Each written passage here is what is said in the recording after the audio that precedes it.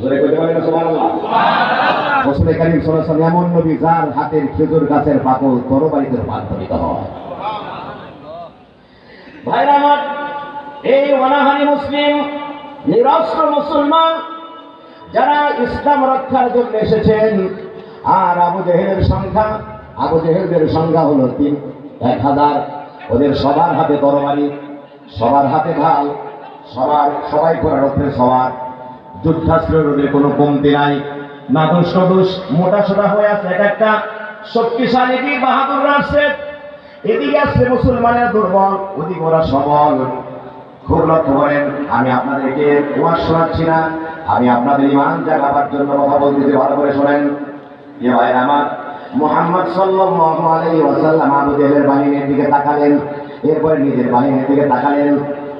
নবী সাল্লাল্লাহু আলাইহি ওয়াসাল্লাম চিন্তা করলেন, আমার সঙ্গে আমার সাহাবীরা আসছেন, মদিনা থেকে হেঁটে আসছেন, তারা লিকলিকে হাঙ্গলা পাতলা, অস্ত্র নাই, ক্ষুধার্ত এই সাহাবীরা, এদেরকে একটু উজ্জীবিত করা দরকার, এদেরকে একটু শানিত করা দরকার। ভাষণ যদি উপযুক্ত সময় উপযুক্ত ভাষণ দেওয়া যায়, তাহলে সেই ভাষণে দুনিয়া জয় করা যায়।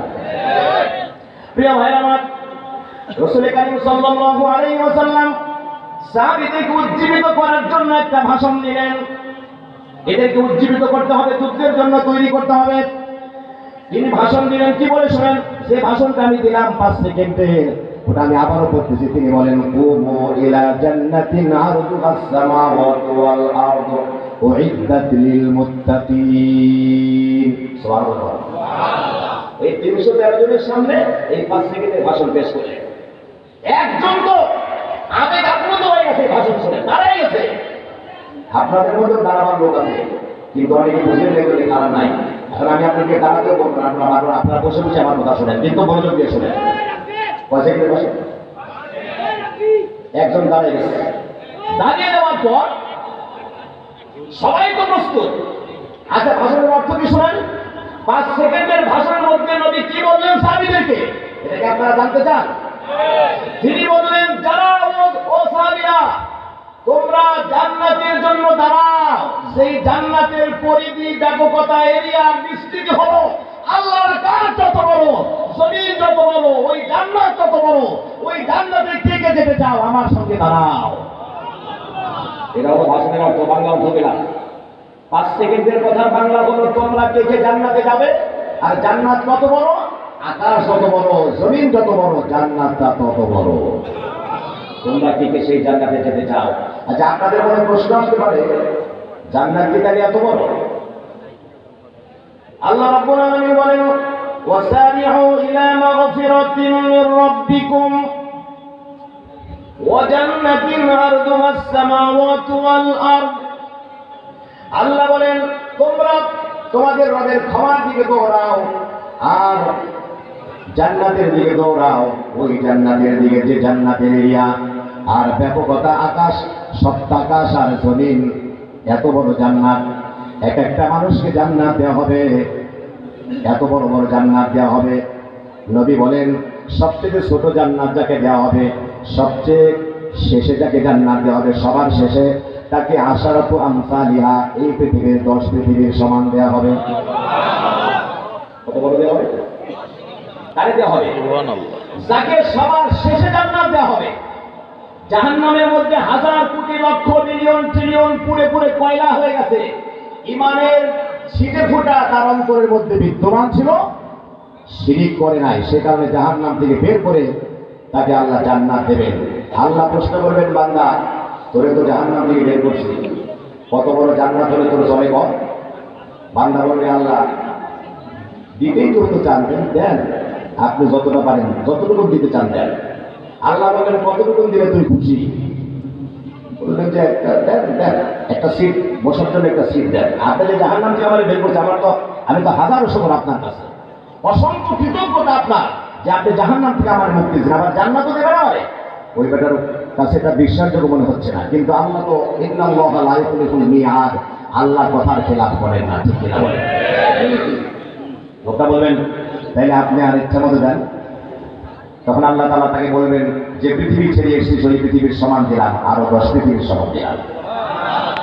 আপনাদেরকে বলি, আমি আমার নিজেকে প্রথম বলছি যে আমার তো এই দেশে কোনো প্যালেস নাই, কোনো বড় বিল্ডিং নাই।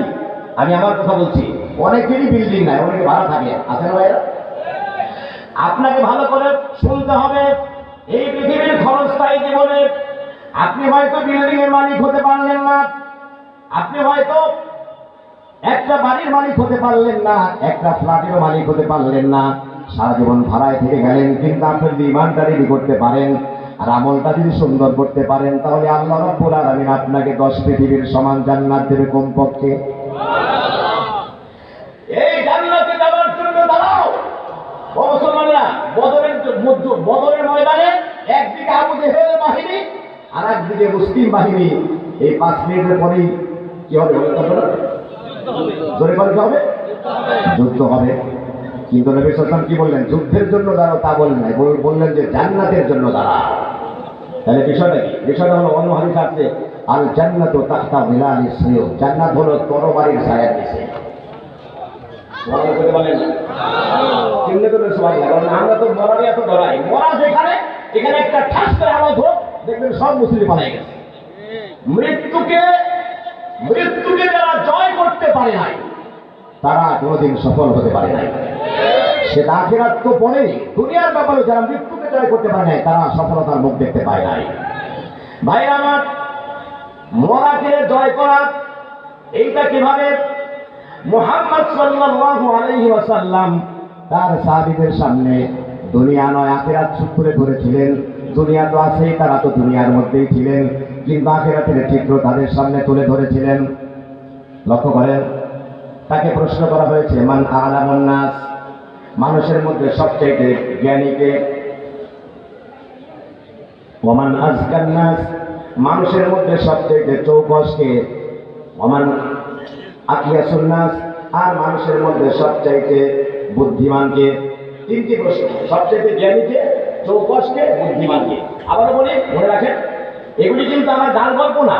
আর আমি যে আপনাদের সামনে কথা বলতেছি মুখস্থ কথা তা না, আমি স্টাডি করেছি, পড়াশোনা করেছি, তারপর একটা গবেষণামূলক বক্তব্য আপনাদের সামনে পেশ করছি। শুনে এরকম মনে করবেন না যে উনি শুনতে 1 ঘন্টা ওয়াজ করে গেল, আমরা কতক্ষণ কানের মজা পেলাম। বিষয়টা এমন না, কিন্তু আপনার চিত্তের খোরাক হবে যদি এই কথাগুলি মনোযোগ দিয়ে শুনতে পারেন। শুনেন ভাই আমার, প্রশ্ন হয়েছে 3টা। কথা বলেন, প্রশ্ন হয়েছে কয়টা? প্রথম প্রশ্ন হলো, মান আ'লামুন নাস, জ্ঞানী কে? মানুষের মধ্যে সবচেয়ে জ্ঞানী কে, সবচেয়ে বুদ্ধিমান কে, সবচেয়ে চৌকস কে? কাছাকাছি প্রশ্ন। মুহাম্মদ সাল্লাল্লাহু আলাইহি ওয়াসাল্লাম দেখেন কি জবাব দেন। তিনি বললেন, আকসারুহুম যিকরান লিল মাউত ওয়া আশাদ্দুহুম ইস্তি'দাদান লাহু ক্বাবলা নুজুলিল মাউত। সুবহানাল্লাহ বলতো। তিনি বলেন, আমার দেশের জ্ঞানী, আমার দেশের বুদ্ধিমান, মাথায় যার টাক নাই, কি বলেন, চুল নাই, এখন আমার দেশের সবচেয়ে বড় বুদ্ধিজীবী, সরকারি বুদ্ধিজীবী। যত বুদ্ধিজীবী খেতাব পাইছে বাংলাদেশে, জাতীয় বুদ্ধিজীবী, জাতীয় শিক্ষাবিদ, আমি দেখছি ওর একটা মাথার চুল নাই। ধোঁকাবাজ, প্রতারক, হান্দাবাজ, ইসলাম বিদ্বেষী, এখন আমার দেশের বুদ্ধিজীবী আর আমার দেশের বড় বড় শিক্ষার পদে তারা আসীন হয়ে ছিল। প্রিয় ভাইরা আমার, রাসূল কারীম সাল্লাল্লাহু আলাইহি ওয়াসাল্লাম, তাই আমার কাছে, আমার জাতির কাছে বুদ্ধিমানের সঙ্গে একরকম, কিন্তু ইসলামের কাছে বুদ্ধিমানের সঙ্গে আর এক রকম। ইসলামের কাছে বুদ্ধিমানের সংজ্ঞাটা শুনেন। প্রশ্ন হলো, সবচেয়ে জ্ঞানী কে মানুষের মাঝে, সবচেয়ে চৌকস কে, বুদ্ধিমান কে? নবী সাল্লাল্লাহু আলাইহি ওয়াসাল্লাম বললেন, মানুষের মধ্যে যে ব্যক্তি সবচাইতে মৃত্যুকে বেশি স্মরণ করে আর মৃত্যুর জন্য, মৃত্যু আসার আগেই কঠিন প্রস্তুতি নিয়ে রেখেছে মৃত্যুর জন্য, সে হলো বুদ্ধিমান। এখন আপনি যারা কি বলতেছেন আমার সামনে, আমি সহকারে, আমরা বুকে হাত দিয়ে বলি, এই দৃষ্টিকোণ থেকে আমরা বুদ্ধিমানের কাছে করি না। কি মনে হয় আপনাদের? অনেক কিন্তু কথাই বলে, কথাতে আমরা কি বলে বলি, খুব খারাপ ভালো। আল্লাহ নবী বলেন, যে ব্যক্তি মৃত্যুর কথা বেশি বলে, এখন আমার দেশে আলোচনা চলতেছে, তাড়াতাড়ি নির্বাচন দিয়ে দেয়, জলদি সংস্কার করে, তাড়াতাড়ি নির্বাচন দেন, জলদি ক্ষমতায় যেতে হবে, এটা হলো সবচেয়ে বেশি আলোচনা। ওয়াজ মাহফিলের মধ্যেও এরকম আলোচনা হয়। তাই আমরা লক্ষ্য করি, আজকে জুমাবার, আজকে শুক্রবার, শুক্রবারটা তো সপ্তাহের সবচেয়ে পবিত্র দিন। কথা বলেন, সপ্তাহের শুক্রবার দিন আপনার আমল কি ছিল? আমি আপনাদেরকে বলছি, ইসলাম যারা আছেন তাদের বলছি, আমি আমাকে বলছি, আজকের জুমাবারে আমার জীবনের কথা কয়টা কথা দিন সংক্রান্ত হয়েছে আর কয়টা কথা দুনিয়া সংক্রান্ত হয়েছে। কয়বার আমি আমার মৌতকে স্মরণ করছি, আমাকে মরতে হবে। আমি আমার এক বন্ধুকে বললাম, বন্ধু, উনি আমার মোবাইল টিপতেছে এমনি করে। আমি বললাম, বন্ধু, তোমার কাছে যদি তোমার খবর আসে আল্লাহর পক্ষ থেকে যে তোমার হায়াত মাত্র 5 মিনিট, কবে মিনিট? 5 মিনিট। ধরো তুমি 5 মিনিট আসলে 5 মিনিট তোমাকে সময় দেওয়া হলো, 5 মিনিট পরে তোমার কাছে মালাকুল মউত আজরাইল চলে আসবে, তোমার মোবাইলটা কোথায় থাকবে? 5 মিনিটের 3 মিনিট আমি মোবাইল টিপবো আর 2 মিনিট আস্তার জন্য কয় মিনিট? 3 মিনিট কি করবো আর কি করবো?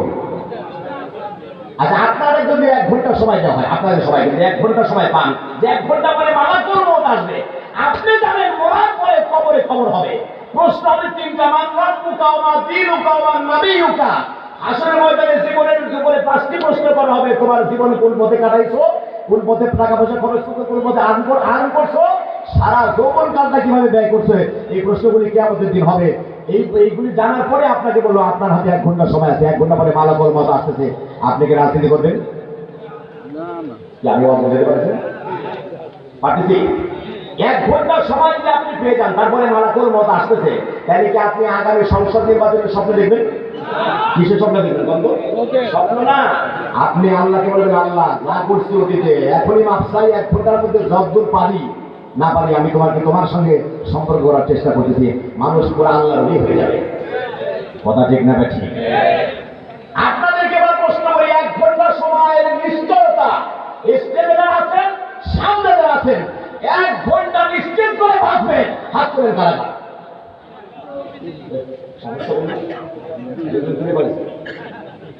1 সেকেন্ডের নাই ভরসা, তারপরে কি শেষ হবে তোর রং তামাশা। এটা কইছে যে কইছে পড়ছে আর হার্ট ফেল, সেন্সলেস পড়ছে যে আমি বসে আছি কথা বলতেছি, আর যদি মুখ না খুলে তাইলে তো আমি এখন এই মুহূর্তে তো আমি আপনি সবার জীবন নাশ হয়ে যেতে পারে মুহূর্তের মধ্যে। কথা ঠিক না ঠিক? প্রিয় ভাই, আল্লাহ রাব্বুল আলামিনকে বলেন, শুনেন, আল্লাহ বলেন, ইযা জাআ আজালুহুম লা ইস্তাখিরুনা সাআতাও ওয়া লা ইস্তাকদিমুন। এটা মরার আয়াত।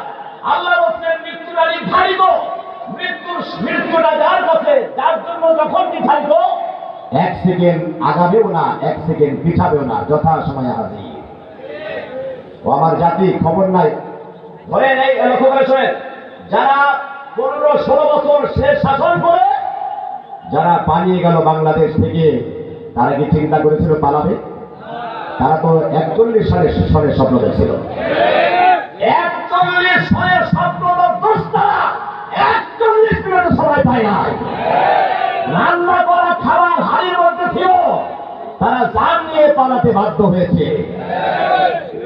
এমন লজ্জাজনক পালানোর চাইতে তো মরে যাওয়াই ভালো। ভাই আমার, সুতরাং এই তো পৃথিবীর ঘটনা।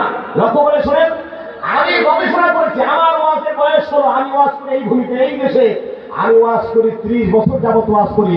গোটা জাতির সামনে আমার একটা পরিচিতি আছে, যারা দেশ চালাইতো তাদেরকে আমি চিনতাম, তারাও আমার চিনত। আমি লক্ষ্য করেছি, আমার একবার বলছে, আপনার তো অনেক জনপ্রিয়তা আপনার এলাকায়, আপনি একটু খাড়াই যান বুঝছেন নাকি? মানে আপনি এমপি নির্বাচন করেন। আমি বললাম, আমার একটা গবেষণা আছে। আপনার তো ভালো কথা বললেন, আমার একটা গবেষণা আছে। কি গবেষণা? মনে করছে আমি খাড়াই যান। আমি বললাম, আমার গবেষণা হলো ক্ষমতার চেয়ারটা হলো জাহান্নামের আগুনের উপরে পাতা। এইটা যদি সংরক্ষণ না করা হয়, তাহলে ওই চেয়ার সহচের মালিককে নিয়ে জাহান্নামে পড়ে। প্রিয় ভাই আমার, সুতরাং সাধু সাবধান, রাজনীতির ময়দানে আসতে হলে আপনাকে প্রথম যে গুণ অর্জন করতে হবে সেগুলো হলো তাকওয়ার গুণ। কিসের গুণ? তাকওয়ার গুণ ছাড়া যদি কেউ রাজনীতির মধ্যে আসে, তাইলে উনি পালাবে অথবা দাঁড়াবে। পালাবার অনেক সময় পাবে না। প্রিয় ভাই আমার, তাকওয়ার গুণ কেন রাজনীতি আসতে হলে তাকওয়া কাকে বলে? তাকওয়া মানে আল্লাহর ভয়। সবাই কোন তাকওয়া মানে কার ভয়? আল্লাহর ভয় ছাড়া আমি আপনাদেরকে বলতেছি, আপনারা শুনে রাখে ভালো করে, এখানে ভোটার আছেন, আবার আপনাদের নেতা কর্মীরাও আছেন। রাজনীতির ময়দানে আসার জন্য প্রথম গুণ লাগবে তাকওয়া। প্রথম গুণ কি লাগবে? আচ্ছা, তাকওয়ার বিষয়টা একটু বলি। তাকওয়া কেন লাগবে? তাকওয়া মানে আল্লাহর ভয়। আল্লাহর ভয় ছাড়া আপনি রাজনীতি সুচারুরূপে পরিচালনা করতে পারবেন না, আপনার এই ক্ষমতা আপনার দিকে বুমেরাং হবে। ওমর রাদিয়াল্লাহু আনহুর নাম তো আপনারা শুনেছেন নিশ্চয়ই, কথা কোন শুনছেন না? আপনি তো একটা এলাকার এমপি অথবা একটি বিভাগের মন্ত্রী অথবা একটি দায়িত্বপ্রাপ্ত অঞ্চলের আপনি এখন এলাকারা এখন উপদেষ্টা, আপনি তো একটা মন্ত্রণালয় উপদেষ্টা মাত্র। কিন্তু আমি তার কথা করে বলবো, তাকওয়া কাকে বলে শোনেন। তাকওয়া হলো আল্লাহর ভয়। আল্লাহর ভয় আসলেই থাকে, কথাই নাই। তাকওয়া কই থাকে? মুখে। রাসূল কারীম সাল্লাল্লাহু আলাইহি ওয়াসাল্লাম তাকওয়া হাহুনা, তাকওয়া হলো এই হৃদয়ে থাকে। আল্লাহর ভয় কোথায় থাকে ভাই? অন্তরের মধ্যে থাকে। ওমর রাদিয়াল্লাহু আনহু জুমার খুতবা দিতে দাঁড়ালেন, লক্ষ্য করে শোনেন। জুমার খুতবা দিতে দাঁড়িয়ে বললেন, আমি মদিনায় খুতবা দিচ্ছি, ও মুসলমানেরা, ও আমার জাতির লোকেরা শোনো। এখান থেকে ১,৫০০ মাইল দূরে ফোরাত হল ইরাকের একটা নদী। ওই দিজলা অথবা ফোরাতের কূলে যদি কোনো কুকুর না খেয়ে মারা যায়, আমি হলাম মুসলিম সাম্রাজ্যের খলিফাতুল মুসলিমিন। তাহলে এই কুকুরটা কেন ইরাকের ভূমিতে না খেয়ে মারা গেল, সেজন্য কিয়ামতে আল্লাহর আদালতে আমাকে জবাব দিতে হবে। এই যে টেন্ডেন্সি আর মানসিকতা, জবাবদিহিতার মানসিকতা, এই মানসিকতা ওমরকে তাকওয়া সৃষ্টি করেছিল। কথা ঠিক না ঠিক? ভাই আমার, ওমর তার শাসন এতটা বিস্তৃত হয়েছিল, ঐতিহাসিক ইবনে খাললিকান তার কিতাবে ইতিহাসের কিতাবের মধ্যে লিখেছেন, ওমরের সময় ইসলামী রাষ্ট্রের পরিধি দাঁড়িয়েছিল। আমার বাংলাদেশের কথা আগে বলি। আমরা যেই ভূখণ্ডের বাসিন্দা, এই ভূখণ্ডের এরিয়া হচ্ছে ৫৬,০০০ বর্গ মাইল। আর ওমর যে ভূখণ্ড শাসন করতেন, যে এরিয়া, ওই এরিয়ার বিস্তৃতি দাঁড়িয়েছিল, পরিধি দাঁড়িয়েছিল ২৭.৫ লক্ষ বর্গ মাইল। তাহলে বাংলাদেশ বড় নাকি ওমরের শাসিত অঞ্চলটা বড়? ৫৬,০০০ বর্গ মাইলের দেশ বাংলাদেশ, আর ওমরের শাসিত অঞ্চল হলো ২৭.৫ লক্ষ বর্গ মাইল। আপনার জাতীয় কবি, মানে আমাদের জাতীয় কবি নাম কি? নজরুল লিখেছেন, অর্ধ পৃথিবী করেছ শাসন, ভোলার তখ্তে বসি, খেজুর পাতার প্রাসাদ তোমার বারে বারে গেছে খুশি। অর্ধ পৃথিবীর শাসনকর্তার নাম ওমর। সুবহানাল্লাহ। শোনেন, বাংলাদেশ যদি আল্লাহর আইনে চলে, কোরআনের আইনে চলে, ইনসাফ যদি বাংলাদেশে কায়েম হয়, ন্যায় বিচারের শাসন যদি কায়েম হয়, ন্যায় বিচার এই ভূমি যদি কায়েম হয়, তাহলে প্রথম সুখবর হলে, আমি আমারটা বলি, বাংলাদেশের রাষ্ট্রীয় সবচেয়ে বড় মসজিদ এটা বাইতুল মুকাররম। বাইতুল মুকাররমের ইমাম এবং খতিব হবেন বাংলাদেশের যিনি প্রেসিডেন্ট, তিনি। আবার বললে ঠিক, তার আগে ঠিক, এটা আগে ঠিক করা আছে, এমনই হবে।